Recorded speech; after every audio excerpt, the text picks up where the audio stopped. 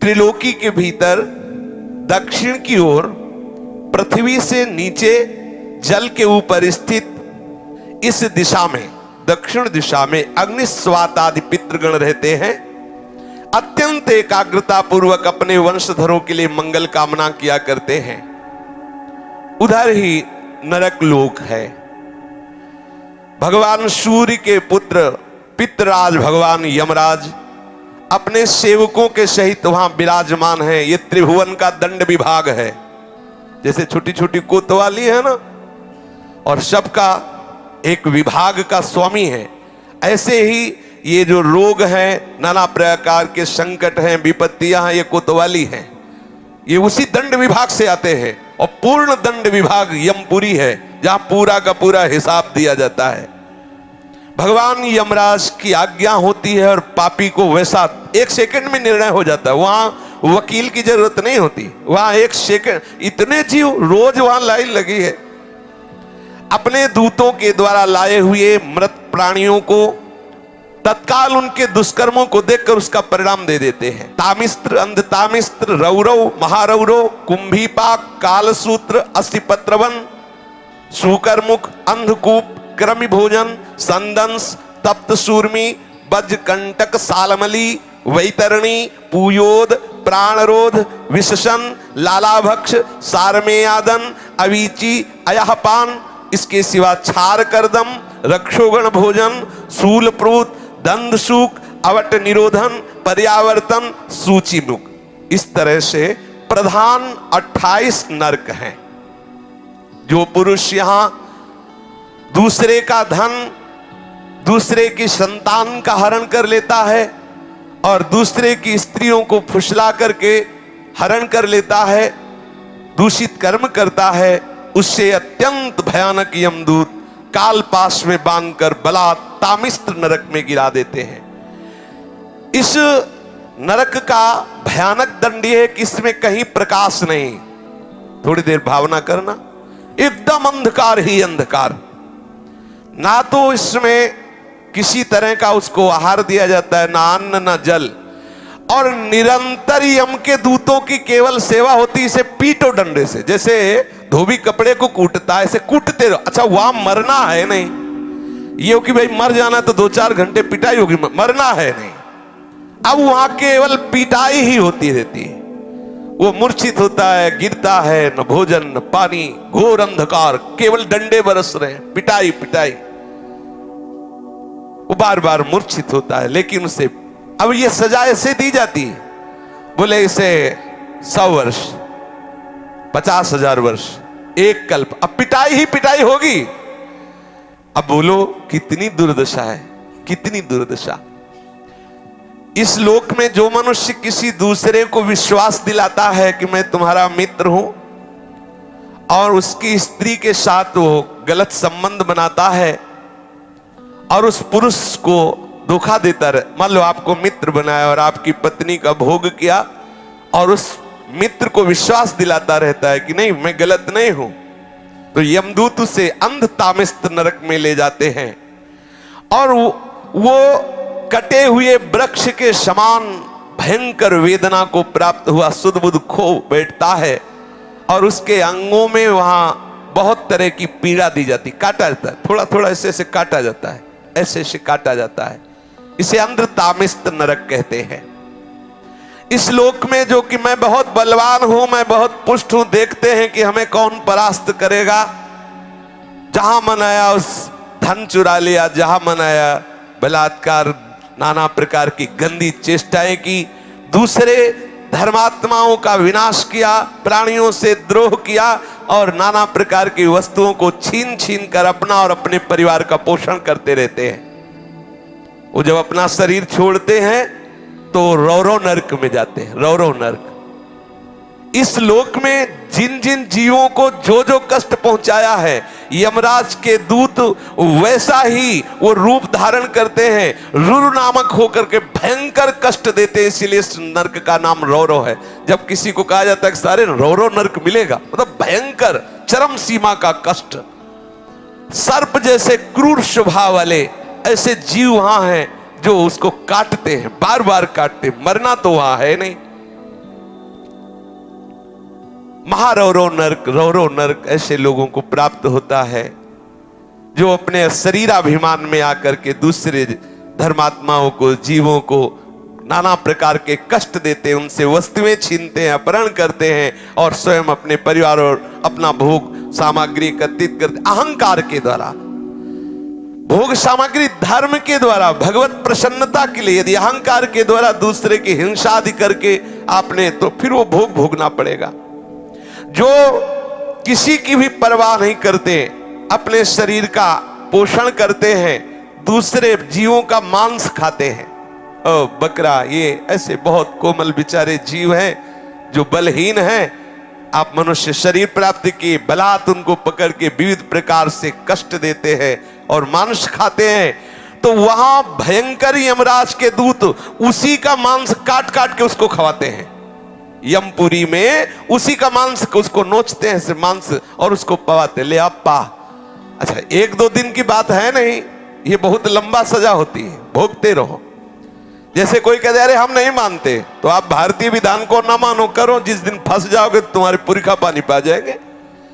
इतनी पिटाई करेगी भारत सरकार की जो सैनिक है कि तुम्हें हो, फिर उस समय नहीं चलेगा कि हम नहीं मानते। तुम्हारे मानने ना मानने एक थोड़ी विधान है, फंस जाओगे विधान में तब पता चलेगा। गंगा किनारे जब थे तो एक मिले थे, ऐसे ऐसे सब अंगुलियां थी, तो बताया कि हम फंस गए थे तो अंगुलियां से टूटी हुई। वो बताते थे नाखून में ऐसे कील गाड़ी जाती है, अंगुलियां तोड़ दी जा, कितना कितना भयंकर कष्ट। काफी काफी समय तक बर्फ की सिल्ली में लिटा दिया, ऊपर से पिटाई हो रही, बड़े बड़े कष्ट, बहुत। अब आप इसे मानोगे अरे सब झूठी है, नहीं कहते झूठी, तो कर लो, देख लो जाके क्या हो रहा है। जैसे यहाँ की पिटाई को हम नहीं माने और बुरे आचरण करें, तो जब फंस जाओगे तो आपको बिल्कुल अनुभव करो, अनुभवी महापुरुष हो जाओगे। ऐसे आप नर्क को अभी मान रहे हो, कह रहे शास्त्रों में सब झूठा लिखा हुआ, जब भोगले को मिलेगा तब आप पता चलेगा आपको। जो यहाँ दूसरे जीवों का कच्चा मांस नोच नोच करके उनको यमदूत उन्हीं को खवाते हैं, जो यहाँ के जीवों को काटते हैं। जो अपने पेट पालन के लिए, अपनी जिह्वा के लिए बोले अंडा खाओ, अंडा में कोई पाप नहीं है। सुन लो, खूब गौर से सुन लो, ध्यान से। आखिरकार उस अंडे को रखे रहो तो उसमें जीव निकलेगा कि नहीं निकलेगा? आप देखो, जीव निकलेगा ना। किसी भी अंडे को आप रख दो, वो अपने समय पे फूटेगा, उस पे जीव निकले। जीव है, जो जीव मनुष्य में है वही जीव उन पक्षियों में है, उन पशुओं में है, चींटी में है, उतना ही जीव है। जो उन पशुओं को भूनता है, रांधता है, नष्ट करता है। कैसे कैसे निर्दयी लोग, वो तड़प रहा है जी, उसको आग में ऐसे बांधे हुए है। किसके लिए? इस असेंद्री के लिए। अरे हृदयहीन राक्षस, तेरी दुर्गति होगी। शास्त्र कहता है उन हृदयहीन राक्षसों से गए बीते यमदूत उन्हें कुंभी पाक नरक में ले जाते हैं। जो ऐसे राक्षसों से गए बीते हैं उन कुंभी पाक नरक में ले जाते हैं। और फिर क्या करते जानते हो? खोलते हुए बड़े बड़े कड़ा है, जैसे पकौड़ी उबाली जाती है, उसमें डाल दिया। अब मरना है नहीं, मरना है नहीं, मरना हो तो चलो 2 मिनट में भुन गए ना, खूब खोलो, खेलो। अब हाँ, उसी में आग में, कढ़ाई में जो तेल पड़ा है, खूब खेलो आनंद से। कितने बोले? 1 कल्प तक, अब जलो उसी में। जो मनुष्य इस लोक में अपनी माता को गालियां देता है, माता को पीटता है, पिता को गालियां देता है, पिता को पीटता है, वैष्णव द्रोह करता है, वेदज्ञ जनों का विरोध करता है, शास्त्रों की निंदा करता है, उस पापी को यमदूत कालसूत्र नरक में ले जाते हैं। 10,000 योजन का घेरा है। 1 योजन का मतलब 4 कोस, 10,000 का मतलब कितना हुआ? 40,000 कोस की भूमि है। और वो तांबे की तरह है और आग से लाल है भूमि, पूरी भूमि लाल है। ऊपर से भयंकर प्रचंड सूर्य का ताप, नीचे से जलती हुई अग्नि, और ये 10,000 योजन का घेरा, वहां उसे छोड़ दिया जाता। दौड़ो, बस दौड़ते रहो। कितने दिन तक? कल्पों तक दौड़ते रहो, भुनो, लो आनंद। तुम्हें समय दिया गया है। भी पीछे सत्संग में बोला था कल या परसों कि 70 वर्ष, 80 वर्ष, 90 वर्ष जो चाहो कर लो, लेकिन इसका परिणाम तुम्हें भोगना पड़ेगा। ऐसा मत सोचो। आंख मूंद कबूतर बिल्ली को दे के आंख मूंद लेता है कि अरे कुछ नहीं बिल्ली, तो बिल्ली छोड़ देगी क्या? वो तो एक ही झपटा में उसे खा जाएगी। ऐसे ही तुम आंख मूंद लोगे, अरे सब शास्त्र ऐसे ही है, ऐसे नहीं है।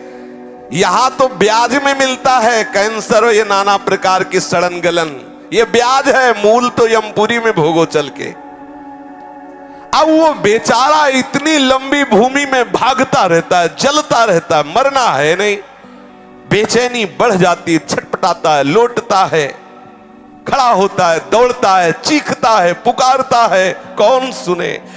कितने दिन तक? बोले जितने उसके शरीर में रोम है उतने 1000 वर्ष तक उसमें रखा जाता है उसको, उतने 1000 वर्ष तक। इसको कहते हैं काल सूत्र नरक।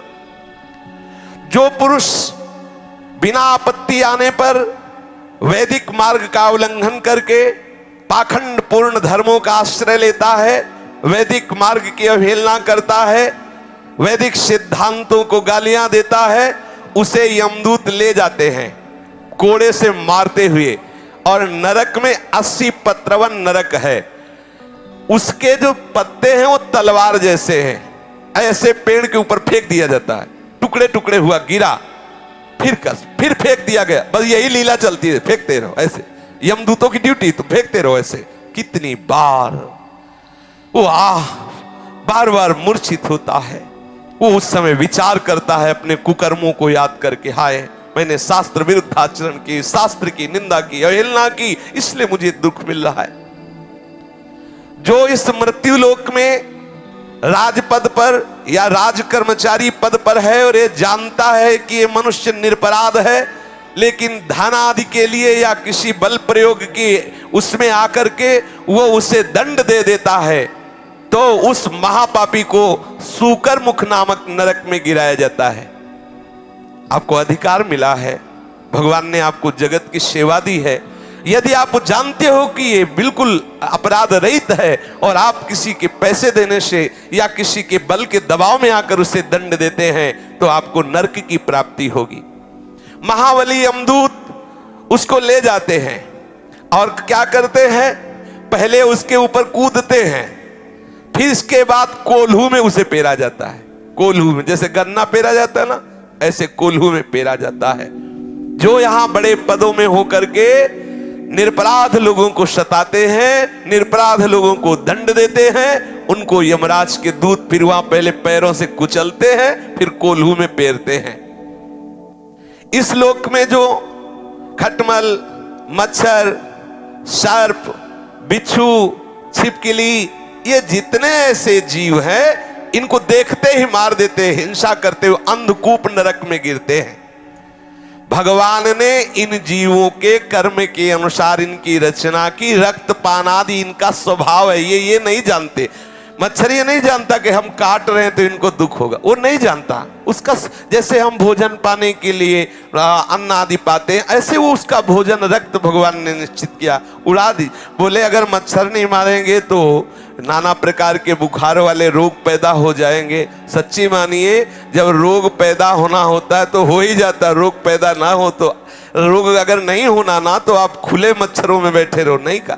हाँ, आप अपना बचाव पक्ष कीजिए, मच्छरदानी लगा लीजिए, पहले से ऐसी औषधि आदि कर लीजिए, अपने यहाँ छिड़काव कर लीजिए, लेकिन आप मच्छर को मारे, आप छिपकली को मारे, आप सर्प को मारे, बिच्छू को मारे, ऐसा हमारा शास्त्र अलाउ नहीं करता कि आप मारे, ऐसा नहीं। जो उनका स्वभाव है, उनका स्वभाव बनाया गया है, आप अपना बचाव पक्ष रख लीजिए। अच्छा, बचाव पक्ष में मर जाए, देखो अंदर की बात है, अब पता नहीं कि पीछे क्या काट रहा है, खुद वो ऐसे हाथ किया, वो मर गया, उसका कोई अपराध नहीं। आप जान के कि अच्छा ऐसे मारे कुछ लोगों का स्वभाव होता, मक्खी ऐसे देखते रहते, ऐसे ऐसे मरते रहते, ऐसे, और पूछो उनसे क्या है, वो मजा आ रहा है, लेना मजा। हाँ, बोले जो यहाँ इन जीवों को मार, सांप दिखा रहे, मारो मारो सांप सांप, बोले काल, काल को तुम मार सकते हो। जितने यहाँ मच्छर, जू, रेंगने वाले सांप या पशु पक्षी, मृग, मक्खी, जो भी इनसे तुमने जो इनको मारा, इनको द्रोह किया, तो आप समझ लीजिए कि ये पाप आपको नरक ले जाने वाला है। आपका रोगग्रस्त शरीर होगा, बहुत कष्ट भोगने पड़ेंगे। इसलिए अंधकूप नरक से बचना है तो किसी जीव की हिंसा करना बिल्कुल ठीक नहीं है। जो मनुष्य इस लोक में रसोई बनाता है, गाय के लिए पहला ग्रास नहीं निकालता। देखो कितना सुंदर हमारे सनातन धर्म की मर्यादा है। दरवाजे पर एक गऊ बंधी हुई है, आप पहला ग्रास गऊ के लिए, ना गऊ है ना ग्रास है, कुत्ता है और सब ह्रास है। हाँ, अतिथि देवो भव, वहां लिखा कुत्ते से सावधान, क्योंकि अब कुत्ते का वास है, सावधान। निवास स्थान में गेट में लिखा है कुत्ते से सावधान, सावधान। यहां वर्णन कर रहे हैं श्री शुकाचार्य कि इस लोक में जब आप भोजन बनाते हो तो एक रोटी गाय के लिए निकालो, कुछ टुकड़ा कौवे पक्षियों के लिए निकाल दीजिए। अतिथि के लिए, आप गृहस्थ हैं तो इंतजार 1-2 मिनट दरवाजे पे निकल के देखना चाहिए, कोई भूखा कोई अतिथि। अगर ऐसा आप भाव रखेंगे तो आप अपने धर्म का पालन कर रहे हैं। ठाकुर जी का भोग लगाए बिना तो पाओ ही मती, अगर ठाकुर जी का भोग लगा दिया तो सब पूर्ण हो जाएगा। जो यहां पंच महायज्ञ के भागियों को बिना भोजन दिए स्वयं भोजन पकाते हैं, खाते हैं, वो क्रमी भोजन नामक निकृष्ट नरक में गिरते हैं। गीता में भगवान ने कहा है जो मुझे बिना अर्पित किए हुए पाता है वो पाप खाता है। यही है पाप। चाहिए क्या चला जाता है? भगवत नाम कीर्तन करते हुए, भगवत चर्चा सुनते हुए आप प्रभु का भाव रखते हुए रसोई मनिया कीजिए। एक रोटी गाय को निकाल दिए, थोड़े टुकड़े ऐसी जगह फेंक दो जहां गिलहरी है, चिड़िया है, कौआ है, ये पाएंगे, चींटी है, ये पाएंगे। अतिथि के लिए आप भाव करो। अब रसोई तो है नहीं कि उसमें 5 कवल निकाल करके और घी बूरा से बोर करके अग्नि को आहुति दे दे तो गैस से बुझ जाएगी। अगर उसमें घी बूरा की रोटी डाल हवल करोगे तो बुझ जाएगी। बड़ा समय कलयुग का विपरीत आता चला जा रहा है। पर सबका सार है कि आप प्रभु को भोग लगा दीजिए। और कभी कोई भूखा कोई अतिथि ऐसा 1 मिनट के लिए कर्तव्य होता है, आप भोजन पाने के पहले दरवाजे पर देखें कोई ऐसा आसपास अतिथि तो नहीं। 1 लाख योजन का लंबा चौड़ा एक कीड़ों का कुंड है, उसमें उसको फेंक दिया जाता, खाओ कीड़े, फेंक दिया गया उस कुंड में। अब आप ऐसे करता है तो हजारों कीड़े उसके जाते हैं। जो बिना भोग लगाए, बिना किसी गाय आदि के लिए बिना अग्रासन आदि निकाले केवल भोजन अपने लिए पकाता है, वो पाप है, वो उस अपराध का भागी बनेगा। अब उसके जब पापों का प्रायश्चित हो जाता है तब उसे वहां से निकाला जाता है। श्री ध्रुवदास जी ने भी लिखा, बिना भगवान को अर्पित के, प्रियालाल को अर्पित के पानी भी मत पिए। क्या जाता है? जल लिया, राधा वल्लभ लाल की जय, निर्दोष हो गया, पी लीजिए। ये सृष्टि प्रभु की है। राजन जो इस लोक में चोरी करता है, जबरदस्ती संपत्ति छुड़ा लेता है, या अपने को ऊंचे कुलों में जन्मा हुआ मान करके बिना आपत्ति के नीच कर्म करता है। बोले पंडित जी हैं, बोले क्या? बोले सर आपके ठेके में है, होश में रहना पंडित जी, वहां यम के दूत नहीं देखेंगे तुम पर, और पिटाई डट के होगी। बोलो ब्राह्मण हो करके तुम अपने को ऊंचे कुल का मान करके मांस खाते हो, शराब पीते हो।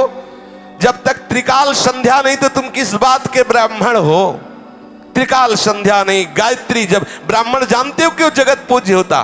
तपस्या के द्वारा संपूर्ण सृष्टि को वो पवित्र रखने की चेष्टा कर, स्वयं दरिद्रता सहता, कष्ट सहता, और महान तपस्या के द्वारा दूसरों के अनुष्ठानों के द्वारा पापों का नाश करके उन्हें पवित्र करता। इसलिए तप बल विप्र सदा बरियारा। आज क्या हो गया? आप शराब पी रहे हो, मांस खा रहे हो, यज्ञोपवीत है ही नहीं। अगर कभी ऐसा हुआ तो ब्याह के समय हो गया, दुल्हन ही खूंटी में टांग दिया यज्ञोपवीत। अब बोलो अपने को तुम ब्राह्मण कहते हो, कौन सा धर्म है ब्राह्मण का? कौन से आचरण है ब्राह्मण के? क्या होगा? बोले कुछ नहीं, सब कहने सुनने की बातें, तो सुन लो क्या होगा। जो ब्राह्मण हो करके चोरी करता है, बरजोरी करता है, दूसरों के स्वत्त का हरण करता है और सभी गंदे आचरण अपने धर्म के विरुद्ध आचरण करता है, उसे संदंस नामक नरक में ले जाया जाता है। और लोहे के गरम गरम गोले से दागा जाता है। गरम गरम लोहा, ले पियो पंडित जी शराब, ऊपर उनके मुंह में गरम लोहा खोलता हुआ, ले पी। ब्राह्मण बने थे, खूब तपस्या और भजन के द्वारा जगत का मंगल करो, स्वयं अपना कल्याण करो, दूसरों का कल्याण करो, इसलिए बने। और सारा जगत मानता था। अब आप बैठ के शराब पियोगे, आपको कोई कहेगा पंडित जी चरण छुअन? आप बोलो, तुम्हारे हाथ में गंदे आहार देखेगा, तुम्हें कोई ब्राह्मण मानेगा? और है भी नहीं। आपने पूर्व कर्म किए तो ब्राह्मण कुल में जन्मे, आप कर्म क्या कर रहे हो? नीच कर्म, तो नीच हो। जो नीच कर्म कर रहे हो तो नीच हो। देखो गोस्वामी जी ने लिखा, यदि आप भजन नहीं करते तो आप कोई भी हो, हरि भक्ति विहीन जीवन मुर्दे का जीवन है। जिन हरि भगति हृदय नहीं आनी, जीवित सब समान ते प्राणी। कोई भी हो, यदि इस लोक में कोई पुरुष काम से पीड़ित होकर के शास्त्र की मर्यादा का त्याग कर, अरे किसी भी जाति का कोई भी हो, कैसे भी हो, केवल हमें काम भाव की पूर्ति करनी है, अगम्या पुरुष स्त्रियों से व्यभिचार करता है, उसे यम पुरुष तप्त सूर्य नामक नरक में ले जाते हैं। और जो स्त्री ऐसी व्यभिचारिणी होती है तो वहां तपाया हुआ पुरुष लोहे का बना हुआ है, आग, बिल्कुल आग, उसमें उसको आलिंगन करने का दंड दिया जाता है। यमराज के दूत ऐसे पकड़ लिए और उसमें अब 1-2 दिन वर्ष नहीं, बहुत काल तक चलते रहो। जो पुरुष पराई स्त्री के साथ व्यभिचार करता है उसके लिए वैसी स्त्री की रचना होती है, वो आग जैसी तपती होती है, बहुत काल तक उसको उसमें आलिंगन कराया जाता है, जलता रहता है, चीखता रहता है।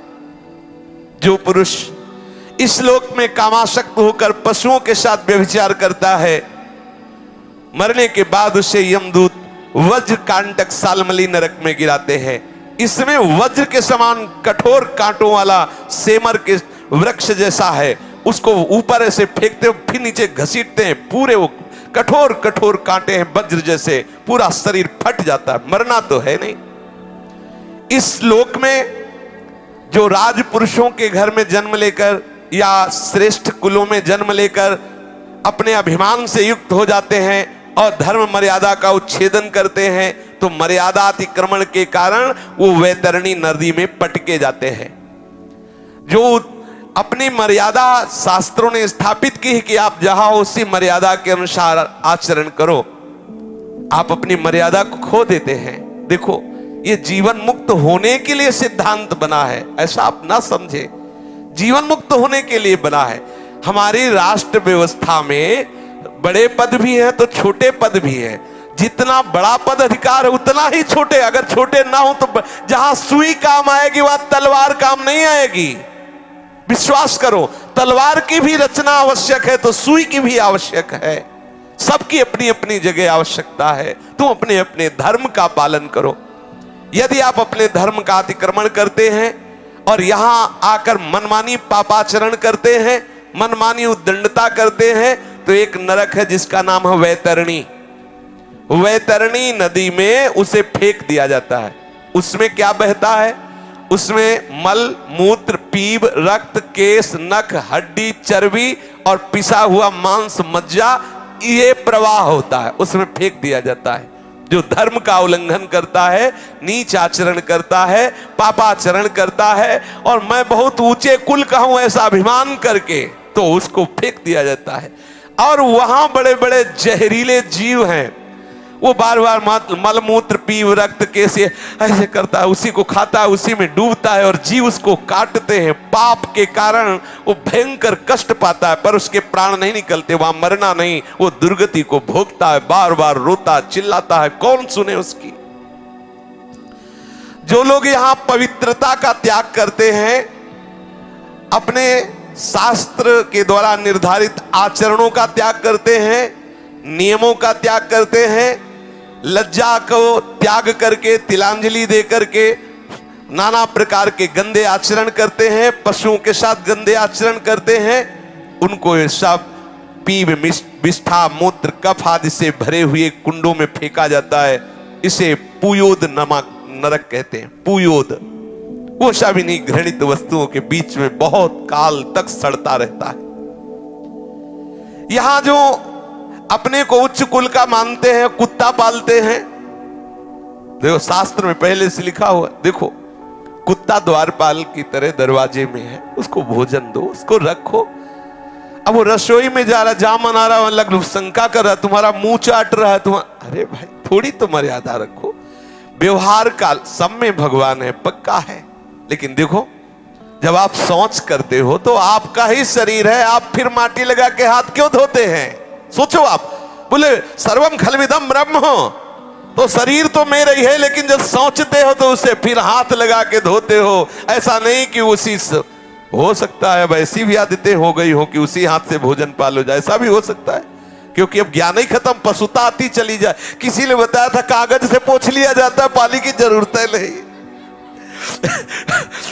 किसी ने, अब हमारे तो समय से अभी तक ऐसा कोई संयोग पड़ा नहीं, लेकिन लोग ऐसा बताते हैं कि अब एक और विधान चला है, कुछ कागज जैसा होता, बोले उसे पोंछ रहे। भगवान कैसी है? हाँ टिश्यू पेपर कह रहे हैं। हाँ, तो जो ऐसे अपवित्र आचरण करता है कुत्ता, देखो यहां कुत्ते के प्रति द्वेष भाव नहीं है, लेकिन आप ठाकुर के लिए रसोई बना रहे हो, ठाकुर सेवा विराजमान है, आप पवित्र, तो आप ऐसा नहीं है कि ये, हाँ उसको रखो, दरवाजे पे रखो, खवाओ पिलाओ उसे, वो द्वारपाल है, उसे खूब सेवा करो, हम इसमें कोई निषेध नहीं है। लेकिन उसको हाँ अब वो मुंह में चाट रहा है, अब अरे थोड़ा तो ब्रह्म ज्ञान से नीचे उतरो, थोड़ा तो नीचे उतरो। हाँ अब वो रसोई की सामग्री तैयार हो रही, वही रसोई की दीवार में लघु शंका कर रहा है, वैसे थोड़ा सावधान रहो। जो शास्त्र के विपरीत आचरण करते हुए और पशुओं का वध करते हैं या अपने को उच्च कुल का मान करके ये सब ऐसे आचरण करते हैं, वो प्राण रोध नामक नरक में डाले जाते हैं। वहां यमदूत उनको लक्ष्य भेद करके बार बार बाणों से बेधते रहते हैं। जो पाखंडी लोग यहां पाखंड फैलाते हैं और यज्ञ में इससे देवी प्रसन्न होंगी, इससे अमुक प्रसन्न होंगे, बकरा की बलि दो, मुर्गा की बलि दो, ऐसे आदि आदि उदाहरण देते रहते हैं। उनको वैवस्व विशसन नामक नरक में डाला जाता है और वैसे ही बार बार उनकी गर्दन काटी जाती है। ध्यान रखना, किसी भी जीव की हिंसा करने से कोई देवी देवता प्रसन्न नहीं होते। हम उनको देवी देवता ही नहीं मानते जो दूसरों की हत्या से प्रसन्न होते हैं। सामर्थ्य दी गई है दूसरों को सुख पहुंचाने के लिए। जितने भी देवी देवता हैं ये सब जगत का मंगल करने के लिए है, ऐसा मंगल करने के लिए। कुपुत्रो जायते क्वचिदपि कुमाता न भवति। पुत्र तो कुपुत्र सुना गया है, लेकिन मां कुमाता नहीं सुनी गई। जगदम्बा मां है, वो तुम्हारे जैसे भाव वाली नहीं है कि उसके तुम जैसे बच्चे हो, वैसे ही बकरा भी बच्चा है, वो अपने बच्चे की गर्दन कटवा के प्रसन्न होने वाली मां नहीं। बोले नहीं, दुर्गा और काली तो तब प्रसन्न होती जब खून पीते हो। खून पीती उन नीचों का जो धर्म की मर्यादा का उल्लंघन करते हैं, भगवान की बनाई हुई मर्यादा का नाश करते हैं, जब संसार में वो ऐसे आतंक फैलाते हैं, तब यही आद्य शक्ति रूप धारण करती है, क्रोधित होकर उन दुष्टों का गला काटती है जो धर्म के विपरीत आचरण कर, उनका खून पीती। बेचारे नाजुक सीधे साधे नाबुल पशु पक्षियों का नहीं। ऐसे पापियों को विभूषण नामक नरक में डाला जाता है, बहुत ही कष्ट दिया जाता है। जो कोई चोर या राजा या राजपुरुष, मान लो आप राजा हैं, आपके प्रतिकूल ऐसा भाव आ रहा है और आप नगर में आग लगवा दिए, समर्थ हैं, या आप राज कर्मचारी हैं, बिना अपराधी को किसी को पूरे परिवार को फांसी पे या आदि आदि आदि दंड, किसी को विष दिला दिया, या गांव के गांव लुटवा लिए, या व्यापारियों के दलों को लूट लिया, या आदि आदि। आप अधिकारी हैं, आप बल आपको प्राप्त हुआ है। यदि आप कहीं ऐसे आंतरिक कार्य करते हैं जो हमारे शास्त्र के विरुद्ध है, तो जिनकी दाढ़ें वज्र के समान है, ऐसे 20 यमदूत भयंकर कुत्ते का रूप धारण करके उसके ऊपर टूटते हैं। 20 एक साथ, वज्र की जैसी दाढ़ें चीर चीर कर, वहां मरना है नहीं, बहुत सावधान। भगवान श्री सुखदेव जी कहते हैं, इस लोक में जो दूसरे से पैसा लेकर झूठी गवाही देते हैं, जो इस लोक में बहुत झूठ बोल करके व्यापार करते हैं, जो अपना काम बनाने के लिए झूठा प्रलोभन दे देते हैं, हम तुमको इतने रुपए देंगे, ऐसा ऐसा ऐसा, जो दान के समय किसी को झूठ बोल के फुसला लेते, ओ तुम्हें इतने रुपए दे, काम करवा ले, काम बन गया, आदि आदि झूठ बोल दिया, उसे आधार शून्य अविचीमान नामक नरक में गिराया जाता है। अविचीमान ये 100 योजन ऊंचा है, 100 योजन ऊंचे से उसे सिर के बल फेंका जाता है, बार बार बस यही किया जाता है, नीचे गिरा फिर ऊपर से लेके फिर 100 योजन से नीचे, ऐसे भयंकर कष्ट, इसे अविचीमान कहते हैं। गिराए जाने पर उसके शरीर की नस नस टूट जाती है, प्राण तो निकलते नहीं, फिर ऊपर ले जाएगा, फिर पटका गया, फिर ऐसे ऐसे। यहां जब कोई, देखो ध्यान से सुनना, कोई संकल्प लेता है कि आज के बाद मैं ये नहीं करूंगा, या आज से मैं ऐसा करूंगा, बहुत होश में बोलना, ये कोई साधारण नहीं है। मैं ऐसा व्रत लेता हूं, मैं ऐसा नियम लेता हूं, मैं ऐसा, अगर वो अपने नियम को तोड़ता है, अपने संकल्प को तोड़ता है, अपने व्रत को तोड़ता है, प्रमाद करता है, तो वो अयहपान नामक नरक में गिराया जाता है। छाती में चढ़कर यमदूत उसे गला हुआ लोहा पिलाते हैं। वाणी से ठीक बोलो, ठीक नियम, ठीक निष्ठा, ऐसे नहीं कि जो मनाया सो बोले। इस लोक में जो जन्म तपस्या विद्या आचार वर्ण आश्रम के अभिमान में आकर के अपने महानों का सत्कार करना छोड़ देता है, वो जीता हुआ मुर्दे के समान है। अपने बड़ों का सत्कार करो, महापुरुषों का सत्कार करो, माता पिता बुजुर्ग गुरुजनों का सत्कार करो। अगर वो ऐसा नहीं करता है तो मरने पर छार करदम नामक नरक में गिराया जाता है, वहां उसे बड़ी पीड़ा सहनी पड़ती है। इस लोक में जो भैरव यक्ष राक्षस आदि का आयोजन करने के लिए पशुओं को मारते हैं, खाते हैं, उल्लास मनाते हैं, तो रक्षोगण भोजन नामक नरक में ले जाया जाता है। कसाई की तरह कुल्हाड़ियों से काट काट करके उसका मांस, उसका लोहू यमदूत भक्षण करते हैं और खूब उत्सव मनाते हैं। तुमने मनाया उत्सव, अब वहां यमदूत उत्सव मनाएंगे। इस लोक में जो वन या गांव के निरपराध जीवों को पहले फुसला कर बुलाते हैं, ले ले, और फिर उसे फंसा लेते हैं और फिर उसे छेड़ते हैं, कांटे से ऐसे बेधना, रस्सी से बांधना, खिलवाड़ करना, मारना, पीट। तुम्हारा तो खिलवाड़ हो रहा है, वहां वो मर रहा है, वहां उसको भयंकर कष्ट हो रहा है, तो ये अपराध बन रहा है। उसे सूल प्रोत नामक नरक में सूलों से बेधा जाता है। जो यहाँ कंक, बटेर, बंदर, कुत्ता आदि जो भी जीव हैं, इनको फुसला के बुला लिया, फिर इनको आप कष्ट देते हो, इनको ताड़ना देते हो, तो उसको ये कष्ट मिलता है। जो सर्पों के समान उग्र स्वभाव वाले पुरुष दूसरे जीवों को पीड़ा पहुंचाते हैं, मरने पर दंदशूक नामक नरक में गिराए जाते हैं। वहां 5-7 मुख वाले भयंकर विषधारी सर्प छोड़े जाते हैं, वो चूहे की तरह से निगल जाते हैं और भयंकर इसको विष का प्रभाव कष्ट देता रहता है, बार बार ऐसा होता रहता है।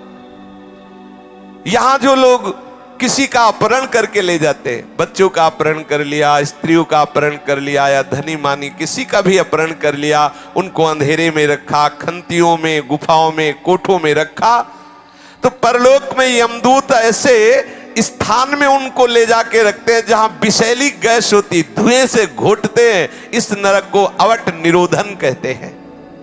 जो गृहस्थ अपने घर में आए हुए अतिथि अभ्यागत साधु वैष्णव की तरफ कुटिल दृष्टि से देखता है, मानो भस्म कर देगा। बोले राधे श्याम, ऐसे गुस्सा से देखते, कहां से आ गया, और गुस्सा से मानो भस्म कर देंगे। ऐसा नहीं, 3 बातें तो सबको करनी चाहिए, राधे श्याम अर्थात मृदु भाषण, फिर आसन और जल, इसमें किसी का पैसा नहीं लगता। कोई भी वैष्णव, कोई भी अतिथि आपके दरवाजे आया है, राधे राधे, आइए बैठिए, जल पीजिए, नहीं नहीं हमें भोजन चाहिए, हमें वस्त्र चाहिए, हमें रुपया चाहिए, अगर आप नहीं दे सकते हैं तो राधे श्याम जाइए आप। ऐसा आप अपने दरवाजे में खड़े हो जाइए, कोई अतिथि आया, मृदु भाषण, हमारी सामर्थ्य नहीं कि मैं आपको दे सकूं, हो गया। जरूरी नहीं कि आप दे ही, लेकिन आप मृदु भाषण बोल सकते हैं। आप गाली देकर, आप क्रोध दृष्टि से उसका अपमान करते हैं, वो आपके द्वारे अतिथि आया है, भिक्षुक आया है, ये आपका भयंकर अपराध बन गया। अतिथि का अनादर करना कहीं भी शास्त्र में नहीं लिखा। आपके दरवाजे आया है, आप मृदु भाषण तो कर ही सकते हैं ना, आप ऐसे तो कर ही सकते हैं कि हमारी सामर्थ्य नहीं, मैं आपको दूं, बस मृदु भाषण बोल दीजिए, आप उसको गाली मत दीजिए, आप उसका अपमान मत कीजिए, आप ऐसी दृष्टि से मत देखिए। अगर आप ऐसा करते हैं मानो उसे भस्म कर देंगे, तो जब उसका शरीर छूटता है तो उस पाप दृष्टि के कारण गिद्ध, कंक, काक और बटेर जैसी वज्र की कठोर चोंच वाले पक्षी नरक में छोड़े जाते हैं और वो उसको नोचते हैं। इस नरक को पर्यावर्तन कहते हैं।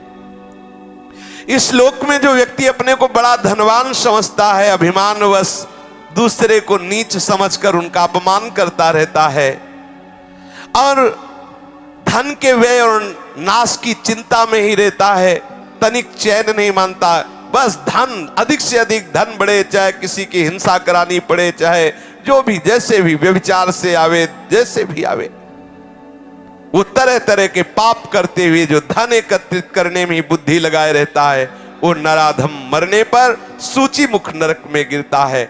उस अर्थ पिशाच पापात्मा के सारे अंगों को भगवान यमराज के दूत बड़ी बड़ी सुइयों के ऐसे सीते हैं, पूरे शरीर को सीते हैं बार बार सुइयों से, ऐसे जैसे कोई कपड़ा सिया जाता है, ऐसे उसमें यही सेवा है उनकी, सीते रहो इसको। ओहो कितना कष्ट।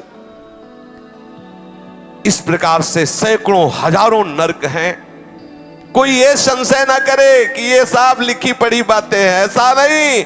अधर्म परायण जीव को निश्चित भोगना पड़ता है, अवश्य में भोक्तव्यम कृतम कर्म शुभाशुभम। बारी बारी से वो नरकों में जाता है और भयंकर कष्ट भोगता है। इसी प्रकार जो धर्मात्मा होता है, पुण्य करता है, वो स्वर्गों में जाता है और विविध प्रकार के स्वर्ग सुख भोगता है। नरक और स्वर्ग के जब भोग भोगे, पाप और पुण्य क्षय हुआ, तो कुछ पाप और कुछ पुण्य लेकर इस मृत्यु लोक में जन्म लेता है। कहीं उत्तम या अधम गतियां उसकी यहां दिखाई देती है। वो धनी है, वो निर्धन है, वो स्वस्थ है, वो रोगी है, ये सब पाप और पुण्य के कर्म परिपाक से है। आप सोचते हैं कि हमें भजन करने की क्या जरूरत है, सत्संग सुनने की क्या जरूरत है, नियम संयम धारण करने की क्या जरूरत है? इसलिए जरूरत है कि तुम्हारी ऐसी दुर्गति ना हो। तुम समझते केवल पशुओं की तरह कमा लो, खा लो, मनमानी आचरण कर लो, कोई देखता तो है नहीं। भूल मत करो। बड़े बड़े महापुरुषों ने जो निश्चय किया है, ये उनके अनुभव के विषय है। साक्षात भगवत स्वरूप भगवान व्यासदेव जी, श्री सुखदेव जी, ये साक्षात भगवान हैं, ये वर्णन कर रहे हैं। ऐसा है, इसलिए डरते रहो, कोई अपराध न बने और निरंतर भजन में रहो। शेष चर्चा आगे। श्री राधा वल्लभ लाल की जय।